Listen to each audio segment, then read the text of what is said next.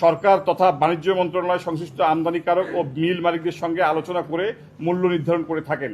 কিন্তু হিমাগারে আলু সংরক্ষণ নিমিত্তে কেজি প্রতি ভাড়া নির্ধারণের ক্ষেত্রে সংশ্লিষ্ট সরকারি কর্মকর্তাগণ, হিমাগার মালিকগণ, চার্টার্ড অ্যাকাউন্টেন্ট, আর্থিক বিশ্লেষণে বিশেষজ্ঞদের সঙ্গে আলু চাষি, কৃষক ও আলু ব্যবসায়ী রাখাটা কতটুকু যুক্তিযুক্ত তা বিবেচনায় দাবি রাখে এবং এটি মুক্তবাজার অর্থনীতির সাথে সাংঘর্ষিক।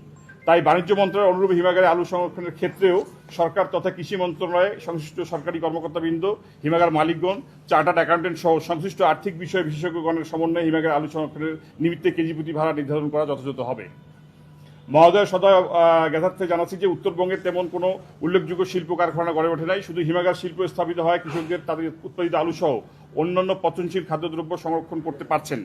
কিন্তু যদি হিমাগার সমূহ পরিচালনার সংশ্লিষ্ট খাতসমূহ বর্ধিত মূল্য বৃদ্ধি সহ যৌক্তিক ব্যয়সমূহ বিবেচনায় না নিয়ে ভাড়া কমানোর মতো সিদ্ধান্ত নেওয়া হয়, তবে হিমাগার মালিকদের পক্ষে বর্ধিত হারে লেবার বিল পেমেন্ট, স্টাফদের বর্ধিত বেতন ভাতা, বর্ধিত হারে বিদ্যুৎ বিল, অ্যামোনিয়া গ্যাসের বর্ধিত মূল্য সহ অন্যান্য বর্ধিত আনুষঙ্গিক ব্যয় নির্বাহ করে হিমাগার পরিচালনা করা সম্ভব হবে না।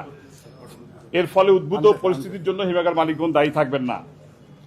মহোদয়ের সদয় জ্ঞাতার্থে আরও জানাচ্ছি যে উদ্ভূত পরিস্থিতি স্থায়ী সমাধান করতে হলে দীর্ঘমেয়াদী পদক্ষেপের অংশ হিসেবে নিম্নে বর্ণিত কার্যক্রম গ্রহণ করতে হবে, যেটা আমরা কোল্ড অ্যাসোসিয়েশনের পক্ষ থেকে সরকারের কাছে সুপারিশ করছি। 2025 সালে আলু চাষকারী কৃষকদের ক্ষতি কাটিয়ে ওঠার জন্য সচিব, কৃষি মন্ত্রণালয়, সচিব, অর্থ বিভাগ, অর্থ মন্ত্রণালয়, সচিব, বাণিজ্য মন্ত্রণালয়, সচিব, খাদ্য মন্ত্রণালয়ের মহোদয়গণ সহ গঠিত সচিব কমিটির সুপারিশ মোতাবেক ক্ষতিগ্রস্ত আলু চাষীদের প্রণোদনা প্রদানের জন্য সরকার কর্তৃক বরাদ্দকৃত অর্থ 2026 সালে প্রণোদনা হিসেবে আলু চাষকারী কৃষকদেরকে প্রদান করতে হবে।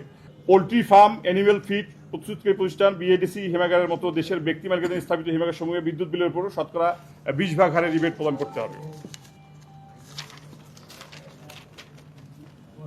হিমাগার সমূহকে কৃষিভিত্তিক শিল্প ঘোষণা করে হিমাগার স্থাপন, পরিচালনা ব্যয় নির্বাহের জন্য জাতীয় রাজস্ব বাজেট থেকে বাংলাদেশ ব্যাংকে 6,000 থেকে 8,000 কোটি টাকা বরাদ্দ প্রদান করতে হবে। বাংলাদেশ ব্যাংক এই অর্থ বিভিন্ন তফসিলকৃত ব্যাংকে বরাদ্দ প্রদান করে তফসিলকৃত ব্যাংকগুলো দেশের হিমাগার গুলিকে হিমাগার স্থাপন এবং হিমাগার পরিচালনা ব্যয় নির্বাহের জন্য 4 থেকে 5% সুদে ঋণ প্রদান করবে।